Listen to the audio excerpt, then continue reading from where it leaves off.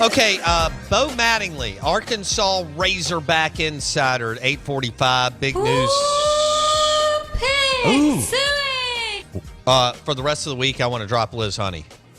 Well, I don't know why we haven't been doing that all week. That's on me. For the rest of this show and all day tomorrow, I want a lot of Liz Honey. So, I love it. She called into the show. Isn't that pretty cool? She called into the show because people were tweeting about her, and she talked to us for 5 minutes a couple years ago. It was an absolute blast. She's something. She's kind of combination of Colette and who's the other chick that calls Feinbaum? It's Colette and Phyllis. Thank you. I never can remember Phyllis's name. Now, who's who? Is one Auburn and one Bama? I don't even know. Drew, do you know off the top of your head? I think Tammy's the Auburn. That's right. Tammy from wherever in the hell she's from. Some town in Alabama. Tammy, Phyllis, and Colette. No, Colette was the one that got the DUI. She doesn't call into Feinbaum. It's Tammy and Phyllis that are the two women that call into Feinbaum. God, we love him. Yeah. Yeah, we ballin', baby. We ballin'. And then she got a DUI leaving the airport. After meeting Saban 9 years ago on the tarmac, she borderline, violated his private space. And with the hug and everything else that she gave him coming off the plane from Miami, and then she decided to get rung up with the DUI at 11 in the morning. I mean, you got to want it to do that. Oh, man, that's why they are where they are as a program. That defines the Alabama Crimson Tide. And it defines that they're both lunatics, and it defines why they win. Colette, right there. Yeah. I'm going to get hammered. I'm going to go meet the coach. I'm going to get in his safe space, and then I'm going to leave the airport and get a Dewey. You know what we call that? I don't understand why people have not written about that. I mean, we were the first ones to talk about it, and we're in Jackson. We call that party. We beat Jocks and everybody else on it 9 years ago and 10 years ago. Cooper did all kinds of bits on it. It was hilarious. She got a DUI leaving the airport in the morning after almost, you could say, she could have been arrested for as up close and personal as she got with Saban. I have to tell a quick story. Maybe I should wait until 9 a.m. for my storytelling because it's going to take a little while, and I don't have a long time, do I? Nah, that's not enough time. I have a great story that I would like to share at 9 a.m. You got to tell us what it's at least about. Give us It's about the show. Okay.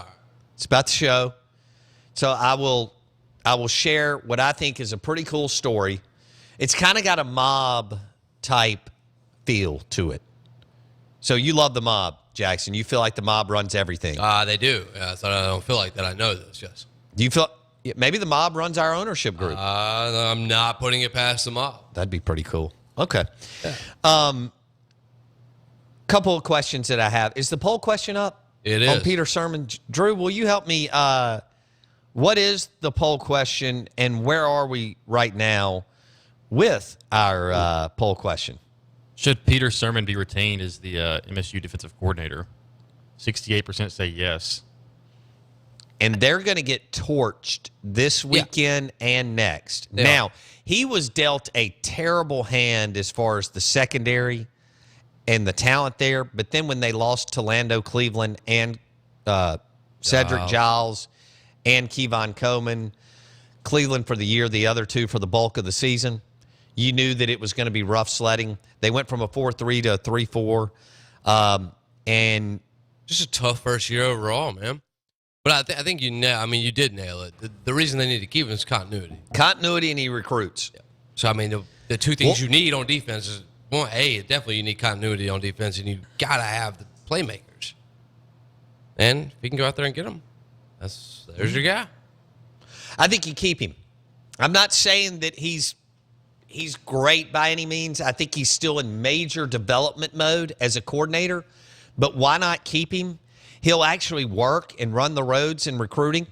And you have 3 offensive assistants that are not willing to work hard. And that's garbage.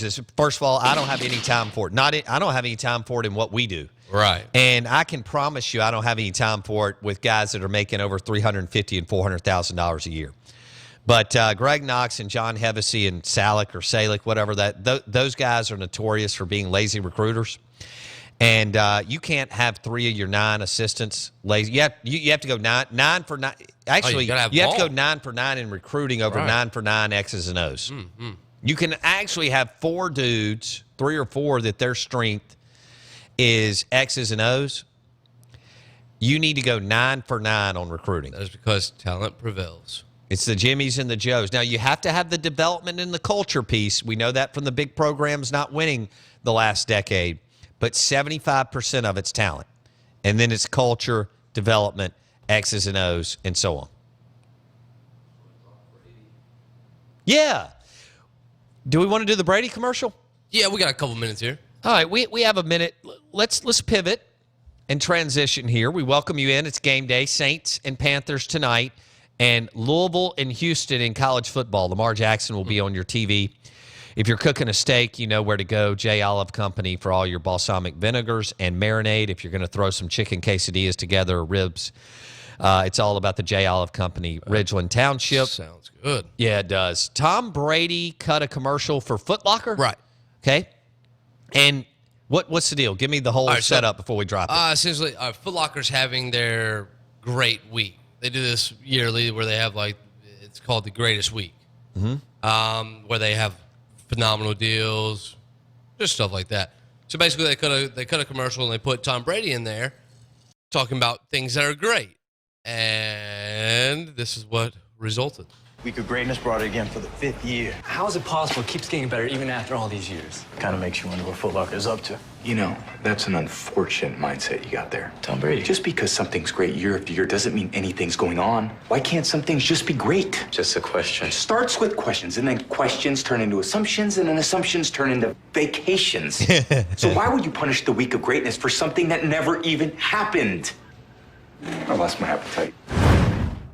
All right, we all know that Deflategate was bogus. Right. Right? And it was silly, and unfortunately, we read the headlines and didn't read the article. Correct. Which USA Today tells us that 66% of the people that look at their articles do not click them and read them. They just read the headlines. That's why it's scary when we're trying to have in-depth and cool and conversations about Trump, Hillary, economics, or sports that you have to read. We have to, because of the business we're in, we have to read the whole article. But people didn't click and read the article, so they just took that Brady and the Patriots cheated. Right. When once the facts were rolled out, it was obvious it was a bunch of smoke and mirrors and garbage. Well, they also wanted to take that. Yeah, right. They wanted them to cheat. That's right. What they Because wanted. They're the Patriots. because they're the Patriots or the Yankees, and when you win, or Alabama, and when you win big, you want them to fall on their face. We'll take a break. Razorback Insider, Bo Mattingly on the New Belgium Fat Tire Hotline. You're listening to the Out of Bounds Show, and we are live in the Bank Plus studio. The Out of Bounds Show is presented by Bank Plus. It's more than a name, it's a promise. Ooh.